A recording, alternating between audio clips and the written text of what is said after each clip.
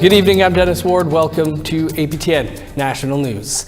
First Nations children and their families shortchanged by a woefully underfunded on-reserve child welfare system are one step closer to receiving compensation. A federal court has approved the distribution plan for the $23 billion final settlement agreement. This builds upon a previous court decision last fall that approved the settlement amount. Under the agreement, each child and family member who qualifies is entitled to a minimum of $40,000. According to a statement by the Assembly of First Nations, application forms should be ready before the end of 2024. The Prime Minister has also committed to giving a public apology. No date for that has been set. The Ontario government has signed an agreement with 4 Northern First Nations. Each one will have their roads renewed, and nearby highways 11 and 584 will also be repaved in the municipality of Greenstone. It's about 300 kilometers northeast of Thunder Bay. The road rehabilitation is part of a plan to eventually build an infrastructure corridor to a mineral-rich area known as the Ring of Fire. At a news conference earlier in the week, Ganoogaming First Nation Chief Sherry Taylor signed on to the agreement, but says her First Nation has mixed feelings about the deal. From the outset, I wanted to be clear that Ganoogaming First Nation is standing here under duress and that we have issued a media release to that effect. As a First Nation who currently sits in a state of emergency, it does not feel naturally good for me to feel completely happy today. There is still so much my community and my community members are suffering from that hasn't been addressed, even though we have asked our treaty partners, the federal and provincial governments, for help. To Manitoba now, where today the government unveiled more details about the 5-stage plan to search the Prairie Green landfill for the remains of Mercedes Myron and Morgan Harris. Premier Wab Kinew, along with project lead Amna Mackin, told reporters the team has entered stage 2, which involves preparing the site, building some temporary structures, and a pilot test program. Stage 1, the initial planning stage, wrapped up in the spring, and the official excavation stage in stage 3 is set to begin this fall. Stage 4 involves searching a targeted zone, and stage 5 will assess the needs for additional searches if required. The site will also include a healing space for family and elders. Premier Kinew described the search as a compassionate mission. It's not about delivering evidence and, other pieces of information that can be argued in court. This is about bringing loved ones home. This is about returning with respect and dignity 2 women that 2 Manitoba families have lost. The federal government has made good on a 2019 campaign promise to remove perceived threats posed by open net salmon farms against the wild salmon populations off the coast of BC. However, the announcement was not exactly well received by everyone. APTN's Tina House has this story from Vancouver. Any questions on the floor at this time? At this press conference, Federal Minister Jonathan Wilkinson announced the end of open net fish farms in BC. The open net farms will be fully terminated in terms of operations within 5 years. And in that 5-year timeline, 63 BC salmon fish farm license holders will be expected to move entirely to land-based operations. However, that plan is not feasible, says Brian Kingsit, Executive Director of BC Salmon Farmers. Right now, land-based salmon culture is 0.07% of farm salmon around the world, and even though none of those systems have actually managed to come to scale with anything. The biggest one, which has had more than $1 billion poured into it, has now lost 98% of its value. So asking investors to move to this with no support, which would be massive, is simply impossible in the rural areas that the First Nations and the companies work in. Kingsit says that a lot of the salmon farming operations are located in remote First Nations territories where they are not on the power grid, and it's not an ideal condition for a full transition. With over 500 Indigenous people directly employed in remote communities from the industry, a separate press conference was held across the street from those stakeholders. 5 years to transition to land-based or closed containment in my territory is the same as shutting our operations down. We do not have the land or the supporting power infrastructure to do this. Chief Bob Chamberlain says there are 120 First Nations in BC who support the government's plan to shut down these farms because they strongly believe that fish farming is bad for the wild salmon stock. When the Wild Salmon Alliance began to inform First Nations of the rationale for being supportive of the removal, it's based upon fact. Being able to draw First Nations that have Aboriginal rights to fish that are dying at fish farms from sea lice and disease and pathogen and bacteria, it's a step forward in reconciliation. However, these chiefs say with a lack of consultation, the decision to remove the farms will have a dire impact on their remote communities. Tina House, APTN National News, Vancouver. A new report by the University of Manitoba says that subarctic killer whales from the Atlantic Ocean are moving into the eastern Canadian Arctic. Researchers for the report say this could negatively affect Arctic killer whales native to the region. The two killer whale populations are genetically different, the report says, and climate change is partly to blame for the migration. The report states the Arctic is warming 4 times faster than the global average, causing a longer ice-free season that invites species from the south.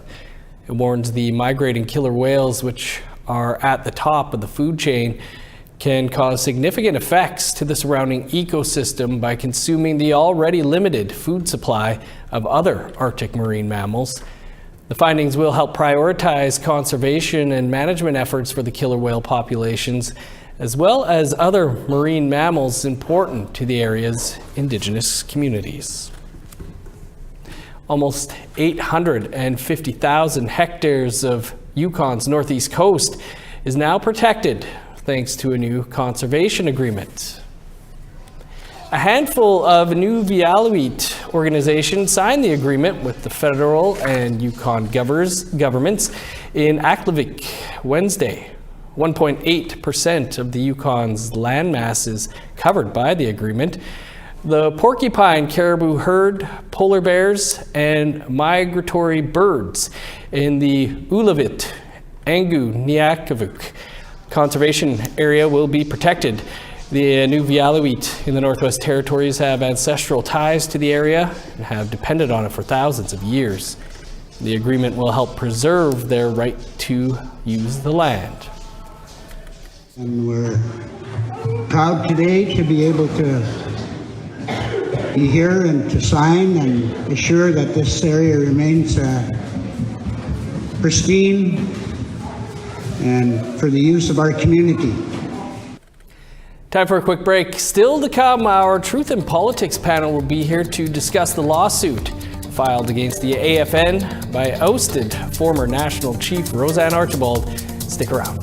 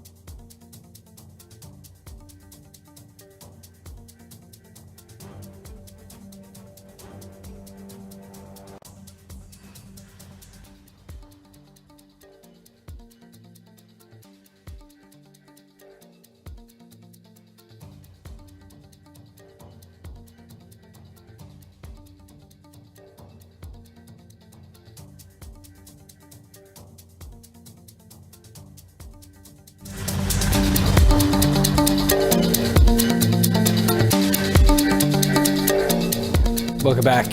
From the late 1930s to the mid-60s, thousands of children in Quebec were forcibly moved from orphanages to psychiatric hospitals. The vast majority had no mental illness, and some weren't even orphans.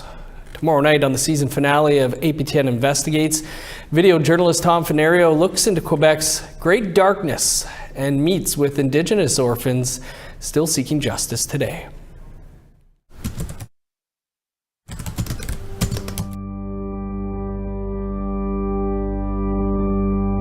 Named after former Quebec Premier Maurice Duplessis, the term Duplessis orphan refers to children who in the late 1930s to mid-60s were moved from orphanages to psychiatric hospitals. But the vast majority had no mental illness. And many weren't even orphans in the true sense of the word. Ma mère a tombé malade et le curé du village avec le médecin, il a venu voir mon père. Puis il a dit à mon père, il dit, les deux petites filles vont être bien avec les sœurs, ils vont se faire instruire. Puis là, le prêtre, puis le médecin nous a rentré dans son char. Elle nous a poussé dans un char qu'on peut embarquer, puis moi je ne voulais pas embarquer, puis ils m'ont forcé d'embarquer, puis je pleurais tout le temps pour ma mère. It was 1945, and in Quebec, the Catholic Church controlled education and social services.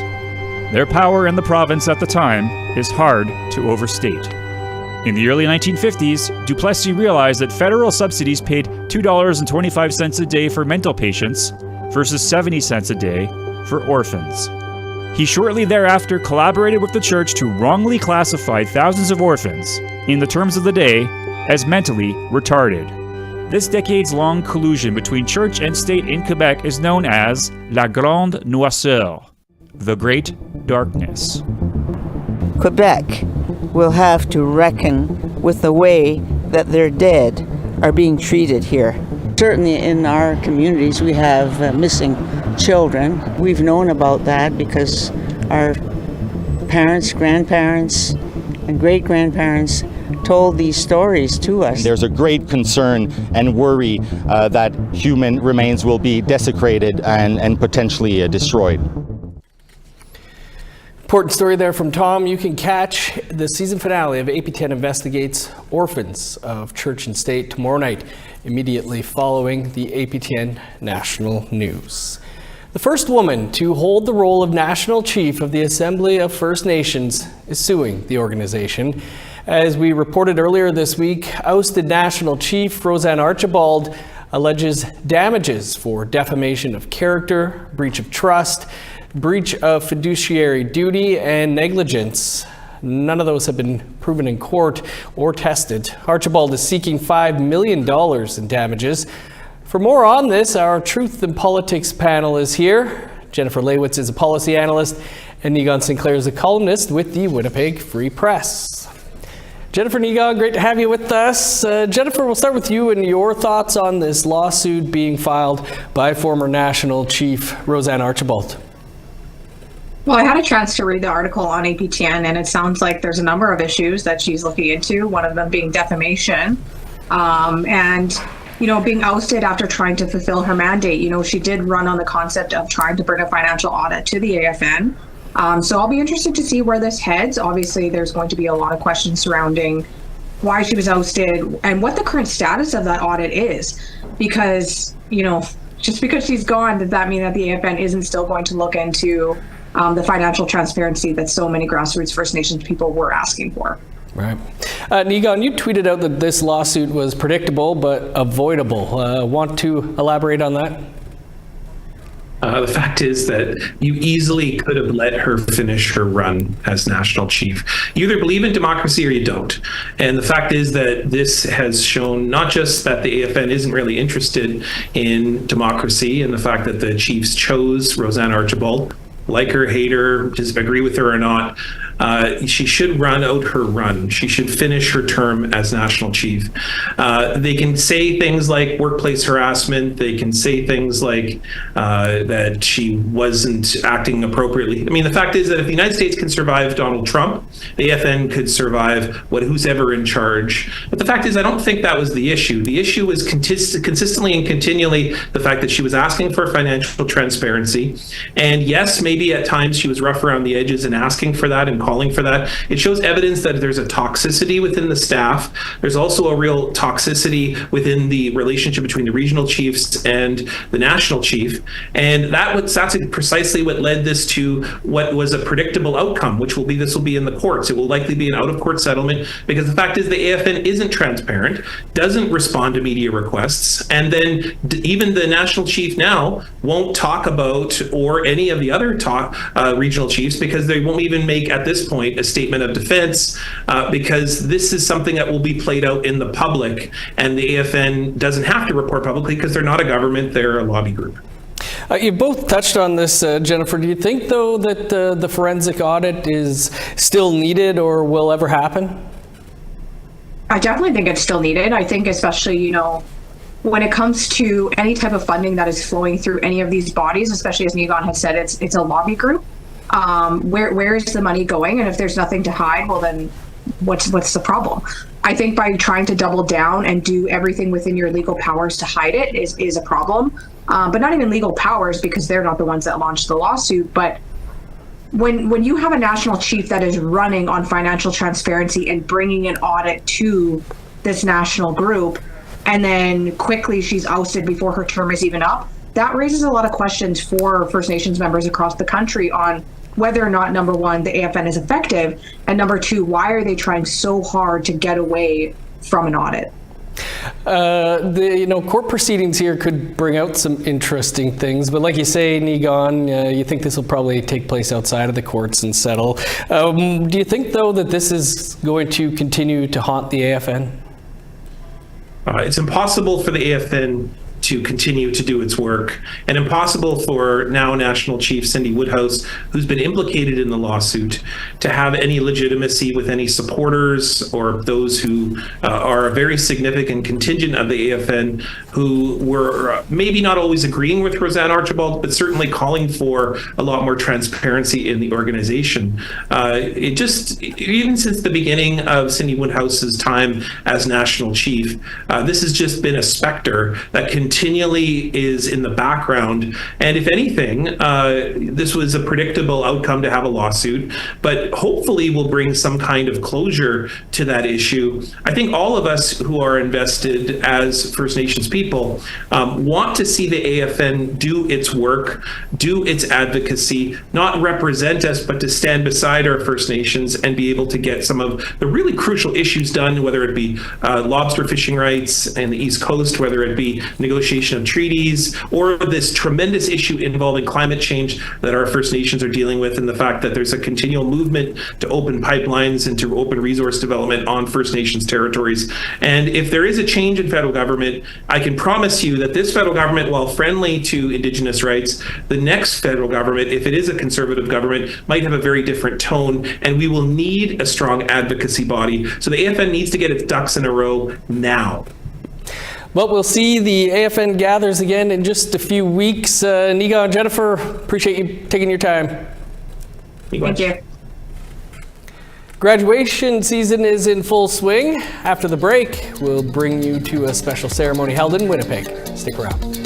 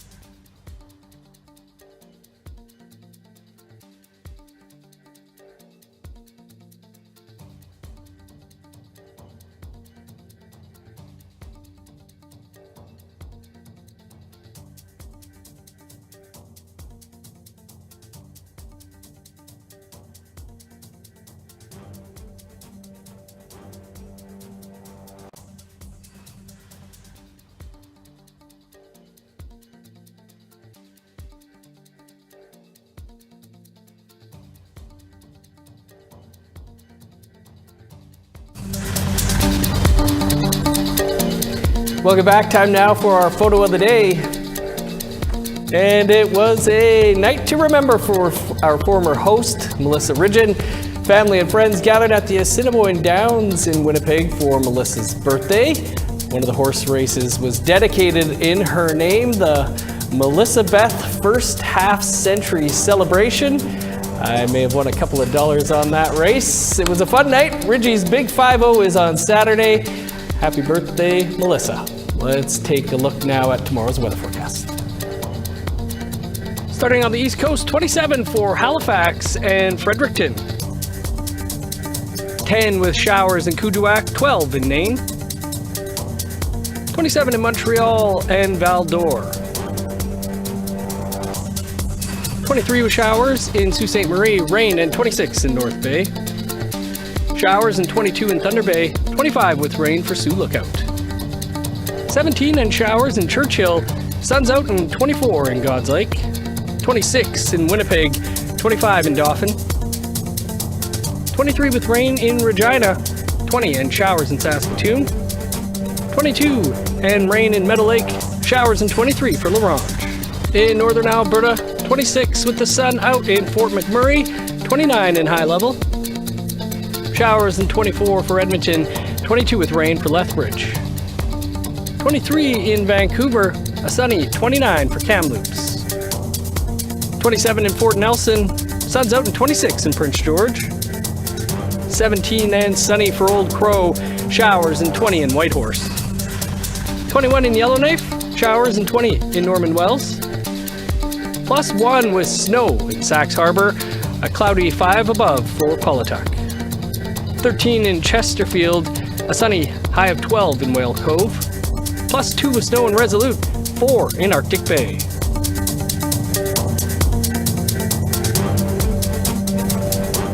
Over 100 graduates walked the stage in Winnipeg from the Yellow Quill College today.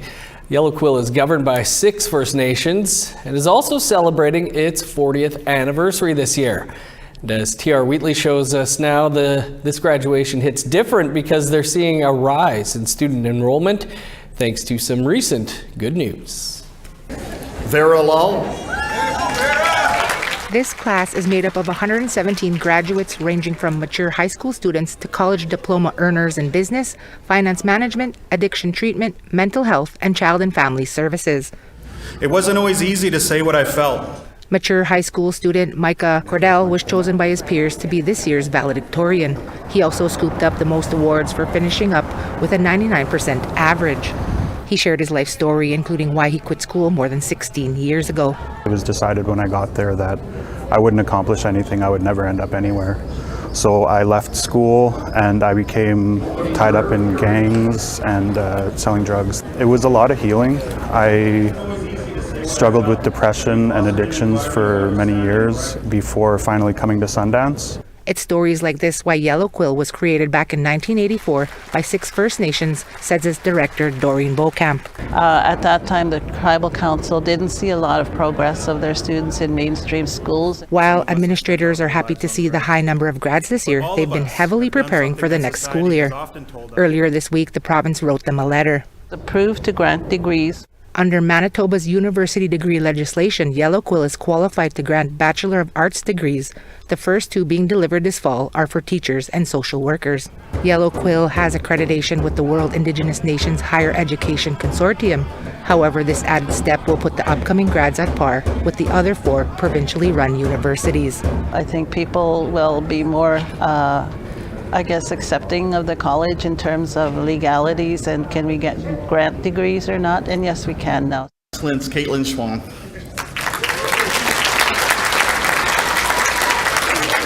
Caitlin Schwam completed her First Nations Child and Family Services diploma. She will be taking the new degree program in the near future. We want that. We want our First Nations people to come together and be able to have the same opportunities as everyone else, right? Because I feel like we're owed that much. And I think it's a really big door that's going to be open for a lot of future generations to come. TR Wheatley, APTN National News, Winnipeg. What a big graduating class. Great news there for Yellow Quill as well. Congrats to all those grads. That's all the time we have for your APTN National News for this Thursday. You can find much more over on our website, aptnnews.ca. And stay with APTN all day tomorrow for National Indigenous Peoples Day. There's going to be great programming all day, as well as our reporters fanned out across the country. And we'll be doing live hits every hour on celebrations that are taking place in communities near you. Creason and I will also be back here tomorrow night at 6 p.m. Eastern for our coverage of National Indigenous Peoples Day. Should be fun. I'm Dennis Ward. Marcy McGuitch, thanks for being with us. Enjoy the rest of your summer solstice. We'll see you back here tomorrow.